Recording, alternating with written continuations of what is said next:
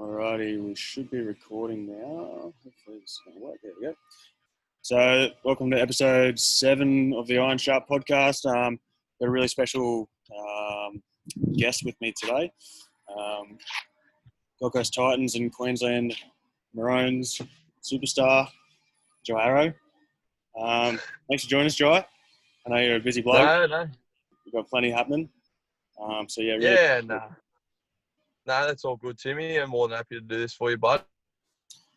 Firstly, what's going on with the mullet, mate? I'm personally a massive fan. You keeping it, or what? Is it a long-term thing?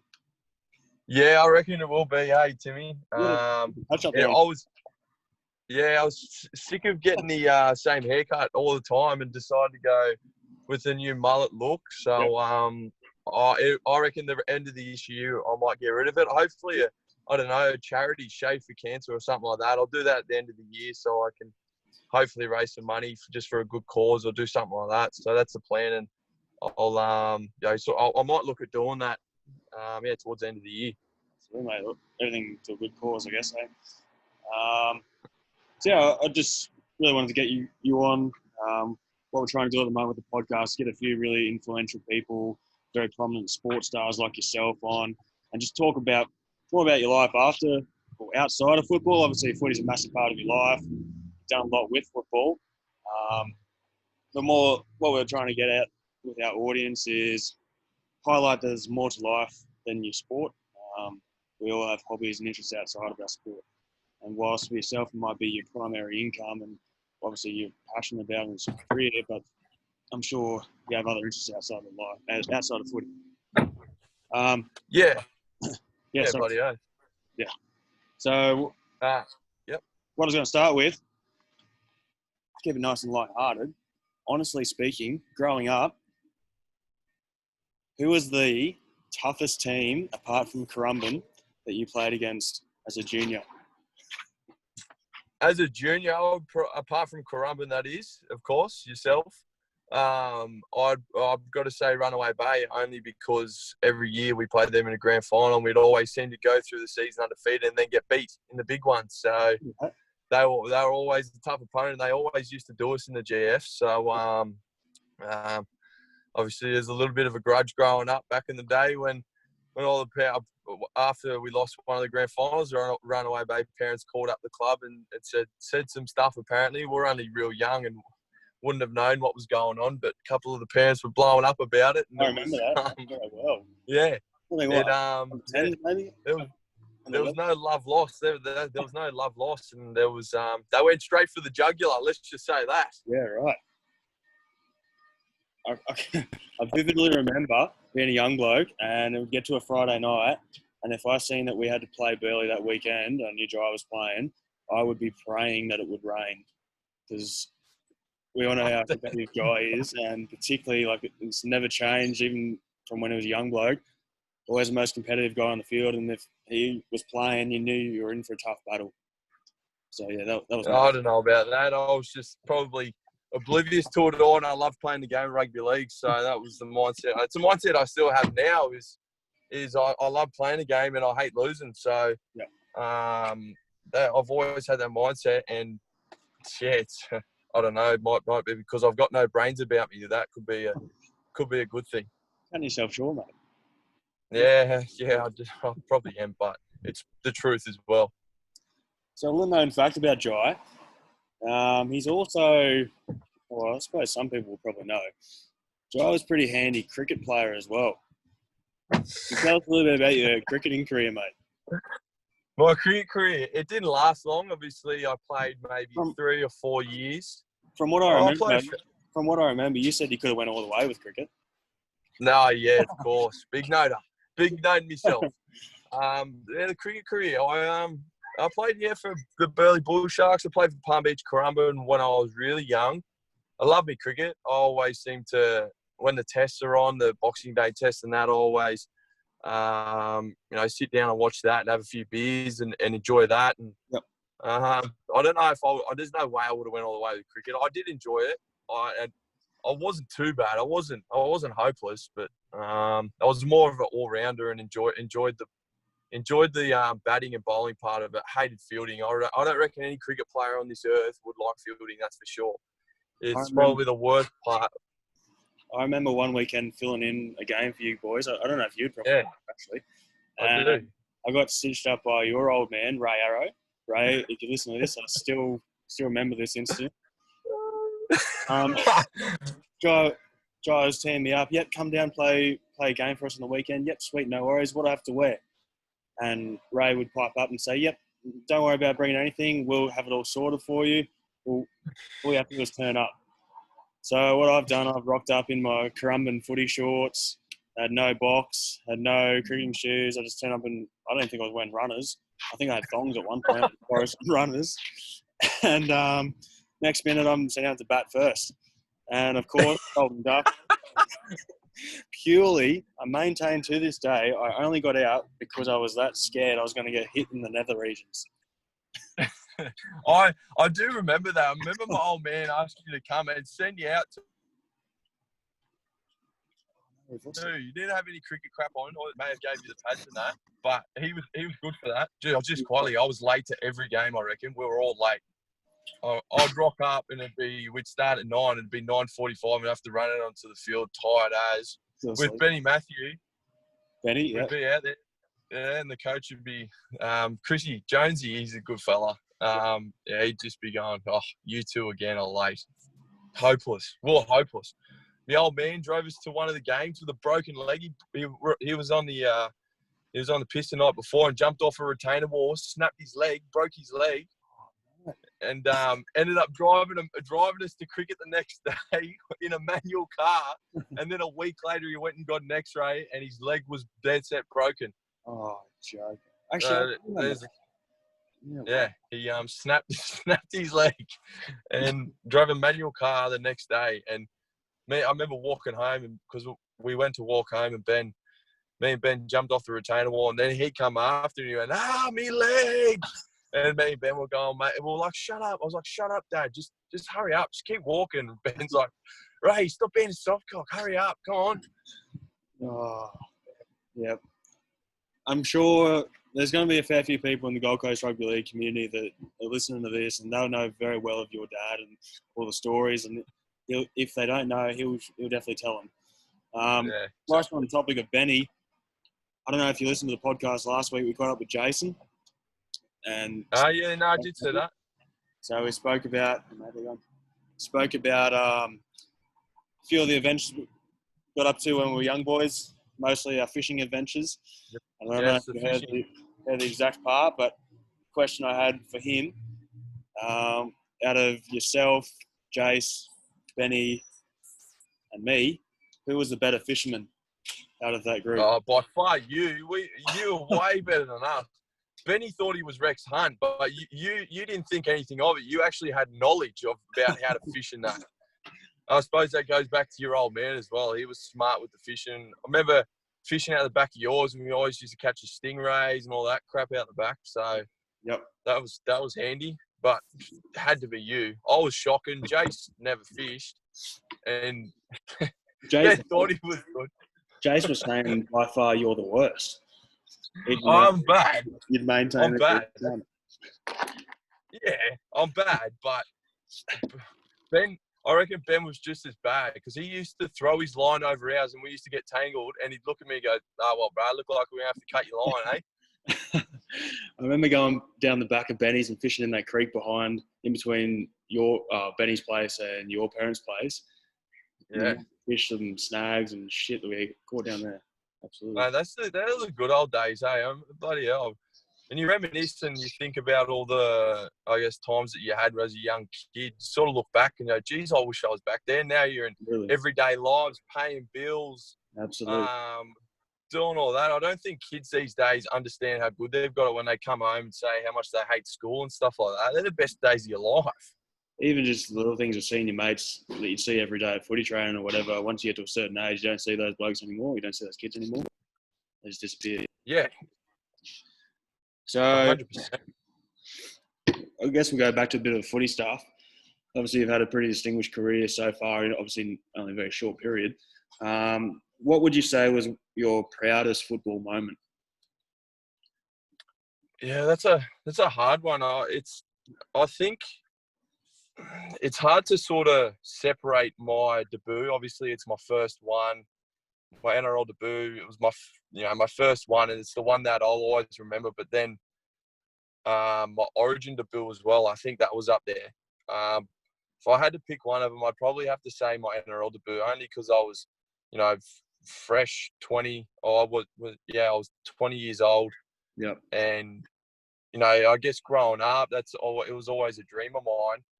And to actually get a taste and get a feeling of, I guess it was just more the emotional side of it. Yep. Because I worked my absolute ass off for, ever since I played footy. And then to actually have a dream become a reality was, the best moment that I've probably had in my life, to be honest. At the moment, I haven't got any kids, and apparently that's pretty special. But to make my NRL debut was probably the most proud moment individually I've had. Yeah, absolutely. And going back to what you said, like you didn't get there by accident. You worked, as you said, you worked your ass off since day dot. Well, from under sixes when you first started playing footy, you worked up until that point when you're 20, you got your debut. So it's a credit to you as a person as well, being that dedicated and being that driven, but also credit to you as a football player to spend that amount of time to practice your craft to get to that spot. Don't get me wrong, it's the best job in the world, but it has its days like anything too. Absolutely.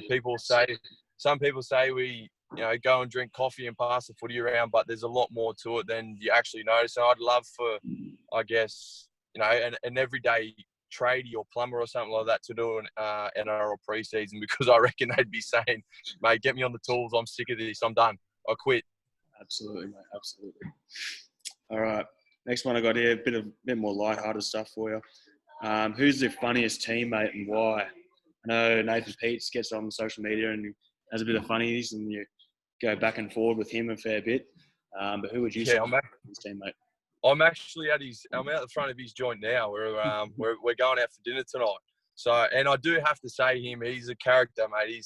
He's honestly one of the biggest roller coasters of a person you will ever meet. He's on top of the mountain one day, and then he could just come in and not say a word to anyone.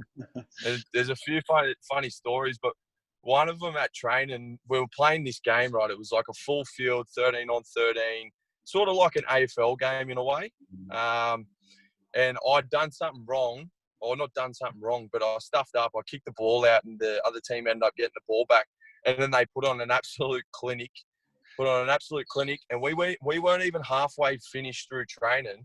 We still had about half an hour to go. And anyway, it got to sort of towards the end of the game, and he was blowing up at me. He was filthy. He's so very you think, he's the most competitive person I've ever met. Anyway, he eventually got the ball, turned to the sideline, and there's like a big bushes, sort of like bushland next to the field. He's kicked it 50 meters down the bushlands, walked off the field, and walked up to the lockers and packed his shit and left. Oh, you're joking. Yeah, but then other days he can be the happiest bloke ever, coming up with jokes and everything, mate. He's a roller coaster, but I love him.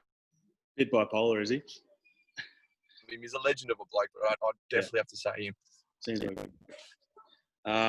Along that same kind of line, who would you say is probably the best player you've got the privilege to play with? Obviously, you've played with some goats of the modern era. Who would you say is the best player? I'd have to say Billy Slater.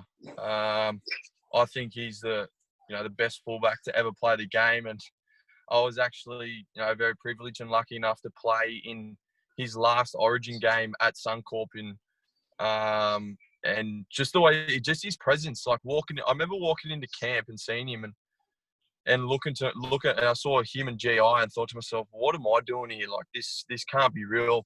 Being a kid growing up, watching the likes of those two on the caliber and how many years they'd been playing for, to actually going in and seeing them was a pretty surreal feeling. But I think just Billy's presence at training and the way he talked and the way it was just, it's hard to explain when he's got the team in a huddle and he's saying stuff. You literally sit there and you listen, and he definitely is the best player that I think I've played with. And very lucky enough that I did. That's for sure.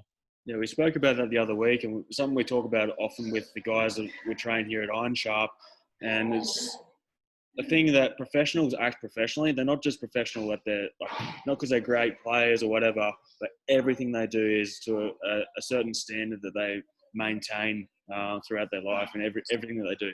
Similar to yourself, Jai, like in the sense that you're competitive with everything.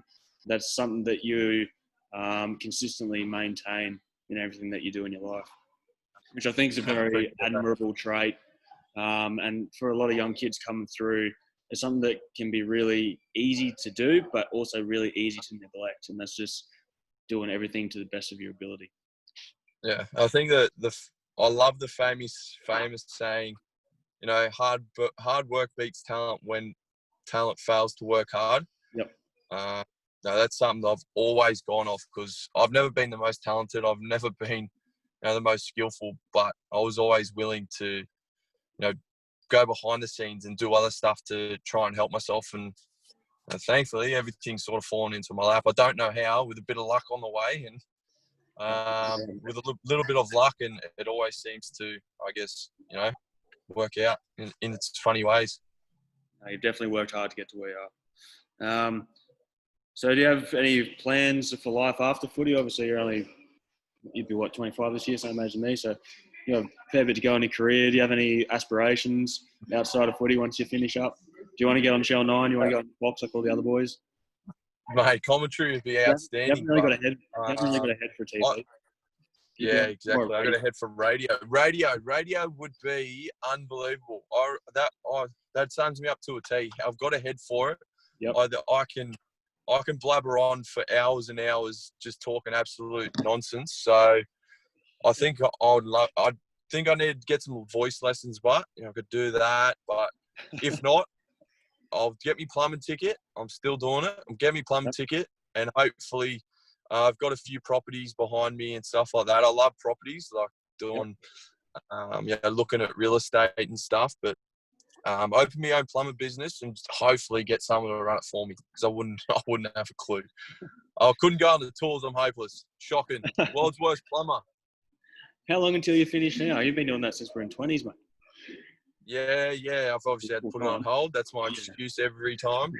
But I'm third year. I'm nearly fourth year, so I'm not too far off. I've just got to. It's the TAFE side of it. Trying to get to TAFE, and like days I'm meant to be at TAFE, I have to be at training, and then sort of works out that way. But I need to get stuck into it in the off season, because I've got a good 8-week sort of chunk where I can start doing it. So if I can get it done and get it, finally get it finished and get my ticket, then I can use that potentially for life after footy, because I'm not oblivious to it. Footy's not going to last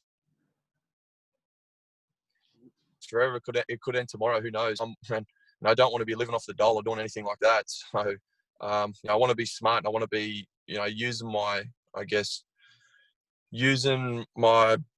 smarts and making sure that I've got a life after footy, and I'm looking after myself. Absolutely. So I don't know how much traveling you've done. Is there a place that you'd like to travel around the world? It's something that we're going to kind of ask everyone at the moment that we get on the podcast. Is there a place where you'd like to travel to, or a favourite place of yours that you've been to? A favourite place that I've been to?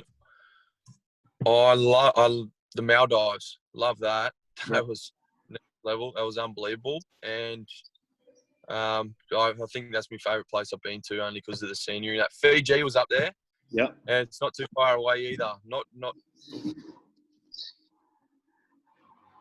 too expensive, and not too far away as well. So the tropical sort of places I love. Okay. So if there's a place that you could go out of anywhere in the world, where do you think you'd go? Would you stay in that tropical kind of theme? No, well, I do like them, but I think the one place I want to go is I'd love to do a white Christmas in New York. Yeah.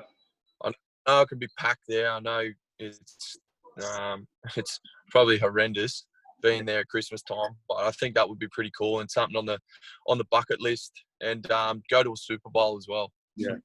My wife and I, we went there for a honeymoon over Chrissy break, obviously, and we were there. We're in New York for Christmas and New Year's Eve, And if you ever get the chance to do it, mate, it's a really good opportunity, really good experience. Put it that way. Probably won't be for the next 2 years with all this lockdown crap. Bloody hell. Yeah, that's right. Oh, mate, you'll get there one day. You'll be able to go for a month. Hopefully. All right.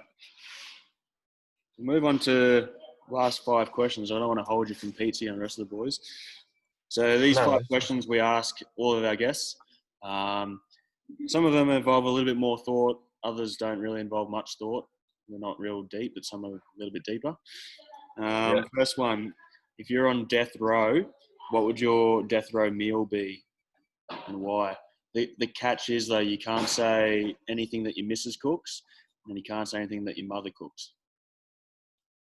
Oh, I'd have a nice or a ribeye steak with me mash and veggies with gravy over it. That's my favourite. That's my go-to.